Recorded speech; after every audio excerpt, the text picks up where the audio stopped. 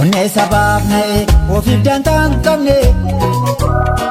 bu'ee jiraachisuuf kan sabaaf of kenne daandii haqaa eegalle tasummaarra maqnu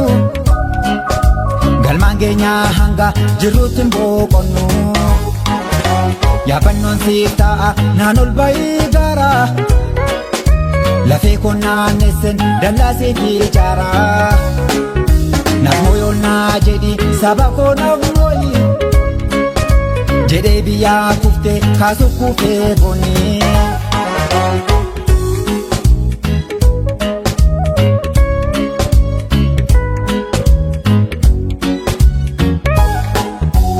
Daandii ishee dhibbatee deemsa danqaa ciniin nataa qofaata qabdanqaa turreen galma duubaaf eegalamee laayyooti milkaa'uu haasa malee wallaana fayyisuuf akka jabee jireenya nu tolchuuf warra dhabee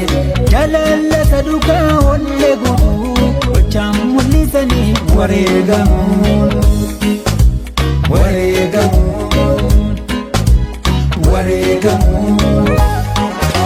haqaaf kan nuuf qubu keessin qabuu fayya dhiigni biyyaaf jige biyya kuuftoon dhaaba haqaaf falmaa taatu gurmuu sobaa diiga egeree akeeke ifa boorii raaga jabaa manaa ergu waadaa seenee fuudhe bittinneessaa diina morma hudhee qabe abdii roobaa harri firiibni daaraara siidaa gootaatifa biyyaa fi gaararra abdii roobaa harri firiibni daaraara siidaa gootaatifa biyyaa fi gaararra.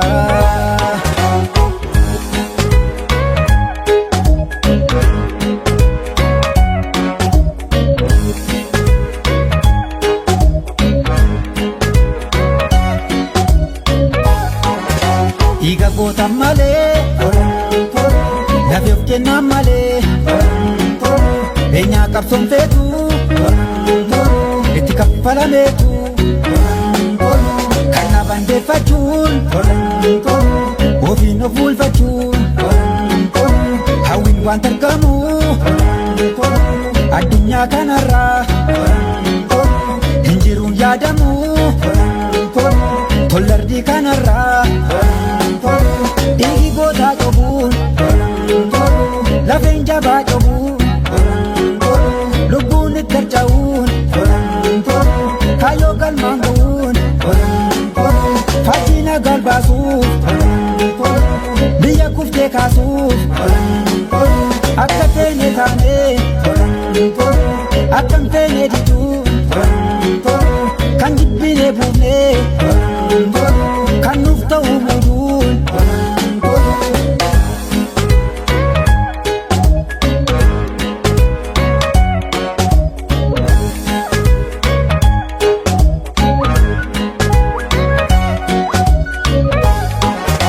Kennaa godhee laatee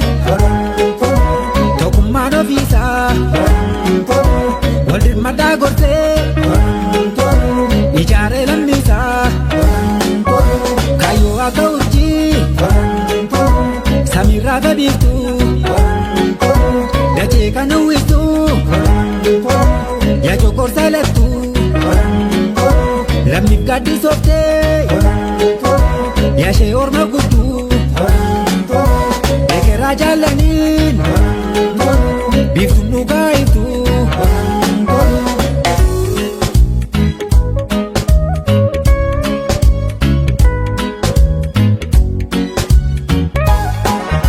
Mooyinaaf saba koo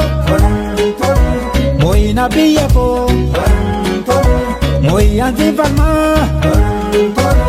kufeen ol si qaba mooyuun danaaf caalii naafa tundaa olii jireenya si tolchee anseen ofii dachee ofitti waakkadhee siif joora halkan guyyaa lubbuu keenyaan malee homtuu tolan tolu kanaaf nuti kufnee sabni keenya ka'u jedhanii dhaamanii warra dhabamanii eeyyee tolan tolu eeyyee tolan tolu. Eye, eye, eye.